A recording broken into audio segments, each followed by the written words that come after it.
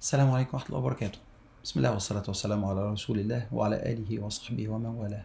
Welcome to the last episode of our series إن أريد إلا الإصلاح ما استطعت. I'm seeking reform to the best of my ability. Ramadan is coming to an end, and subhanallah, there is nothing to be talked about today except how can we continue on the path of reform after Ramadan.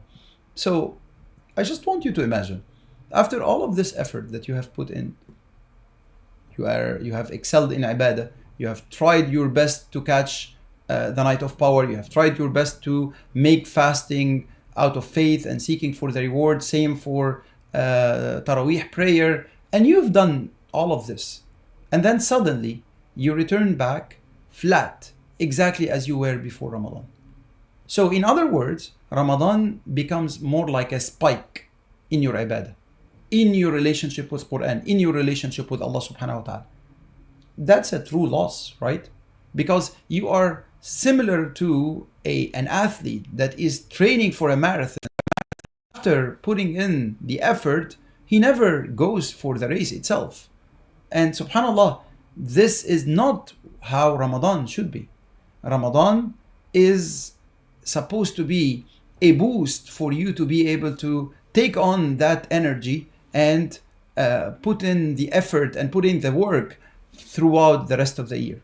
So today we will be examining and we will be digging deep into how can we be steadfast after Ramadan. So Allah subhanahu wa ta'ala loves out of the deeds. Which parts of the deeds that Allah subhanahu wa ta'ala loves the most? Well, the Prophet ﷺ is telling us that Allah subhanahu wa ta'ala loves those deeds that are the most consistent, even though they may be small. And that's what's narrated in the hadith in Imam Muslim. So it's not about doing big things temporarily or doing big things for a short period of time. It's about small, lasting efforts. And this is applicable, as we mentioned, on the personal level, on the family level, on the society level, when it comes to your endeavors in general, all of your efforts towards reform across all of the angles. So you cannot just literally drop the ball on the path of reform. So the other thing which is extremely important, Allah subhanahu wa ta'ala is telling us and obviously ordering the Prophet ﷺ in Surah Hud, فَاسْتَقِمْ كَمَا أُمِرْتَ وَمَنْ تَابَ مَعَكَ وَلَا تَطْغَوْا. And be steadfast, remain steadfast, as you have been ordered, you and those who are following you. And do not go astray, and do not oppress. So consistency in worship after Ramadan is proof that your ibadah is not just seasonal. And it's proof, it's a solid proof that Allah subhanahu wa ta'ala has accepted your ibadah. Not only that, it's a proof that Ramadan was able to change you. Ramadan was able to transform. Your ibadah wasn't simply for the purpose absurd without kind of profound understanding of the meanings of the ibadah. Because if you understand the meanings of what we were trying to do in Ramadan, of the whole taqwa training camp that we were going through in Ramadan, of the whole training on the fact that Allah is watching us all the time, of the whole exercise of fasting, which entailed and included the fact that we train ourselves that Allah is with me all the time, internalizing the fact that Allah is with me all the time. That's why I'm stopping myself from permissible acts, but Allah is with me all the time. So after Ramadan, I need to stop myself from sinning, from disobedience of Allah subhanahu wa ta'ala, because Allah is with me all the time. And you know what? After Ramadan, Iblis and Shaitan will be unchained, right? So Shaitan will be coming back, and Shaitan will be trying to make you fall in the trap of sinning.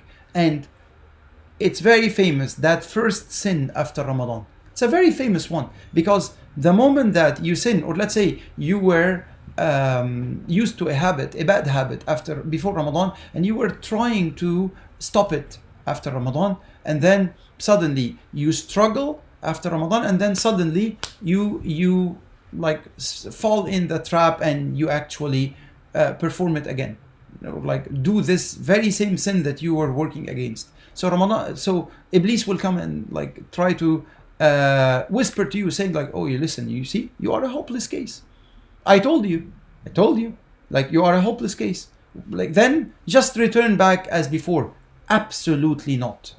The key here is that, as the Prophet ﷺ is teaching us, that Allah subhanahu wa ta'ala will never get bored or get sick of, for the lack of a better terminology, لا يسأم. Allah subhanahu wa ta'ala will not get bored from that believer that will actually struggle to stop himself from the sin and then fall in it and then repent and then does it again and again and again until the believer himself gets bored of it or like drops the ball. But Allah will never drop the ball on you. It's like are you persistent or not? Remember when we were talking about persistence? Remember when we were talking about consistency? Remember when we were talking about patience? All of these are traits that you need to fuse together in order for you to take on your life after Ramadan. But how else can we actually do it? Let's actually get into the concrete action plan. Number one, make sure that you maintain habits after Ramadan.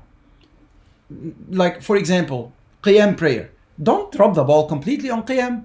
Like, rather than praying 8 rak'ahs or 20 rak'ahs, pray 4 rak'ahs, 2 rak'ahs, 2 rak'ahs after Isha and 2 rak'ahs before Fajr prayer.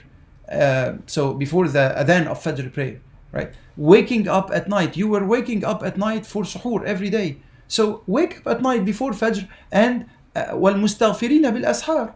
Make istighfar to Allah subhanahu wa ta'ala. Remember that Allah descends in the last third of the night to ask, is there any caller that is calling on me? And then I will answer him. Is there any seeker for forgiveness that I will forgive him? So this is the time where you establish that connection with Allah subhanahu wa ta'ala.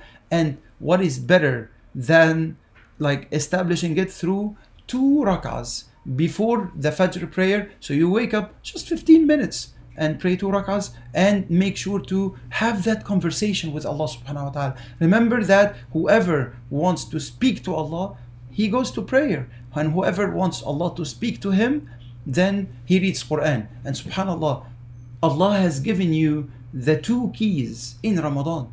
You were speaking with Allah and Allah was speaking with you. Do not cut this tie, this channel with Allah subhanahu wa ta'ala. And the second thing is set for yourself some long-term goals.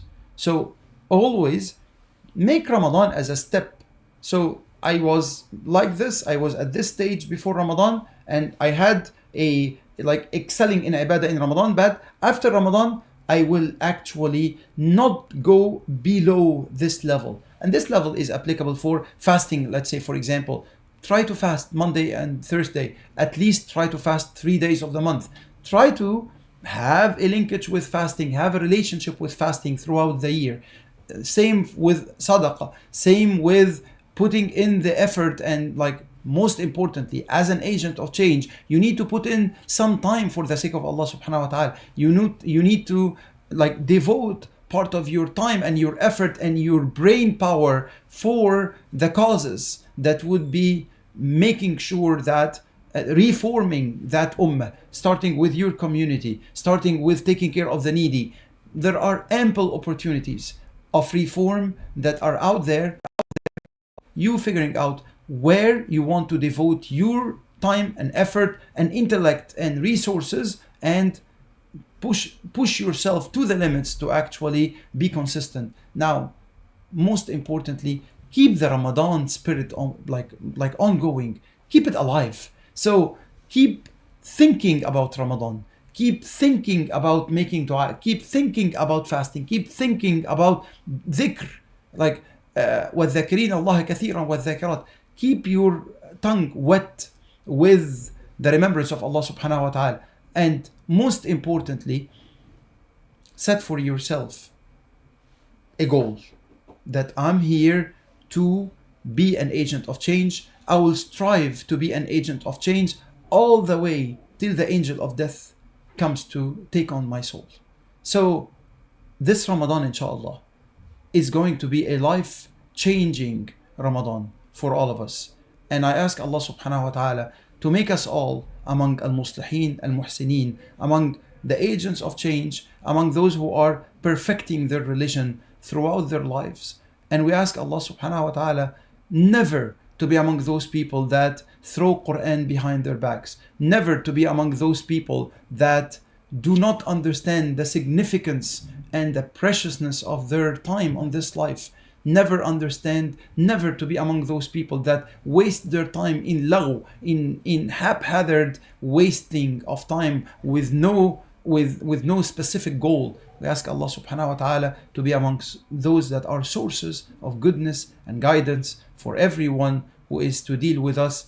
We ask Allah subhanahu wa ta'ala to accept all of your efforts in Ramadan. We ask Allah subhanahu wa ta'ala to make you among the people of Firdaus, and to make us all among those that Allah has freed their necks in Ramadan, and to make us among those that did witness the night of power in Ramadan. Inshallah, we would love to continue engaging with you. This was a series that was brought to you by the AIA, by the American Imams Academy. Check on the activities that the American Imams Academy is offering, both in DFW and online and nationally. And inshallah, have an amazing Eid with you and your families, to you and your families. And may Allah always elevate our ummah. Wassalamu alaikum wa rahmatullahi wa barakatuh.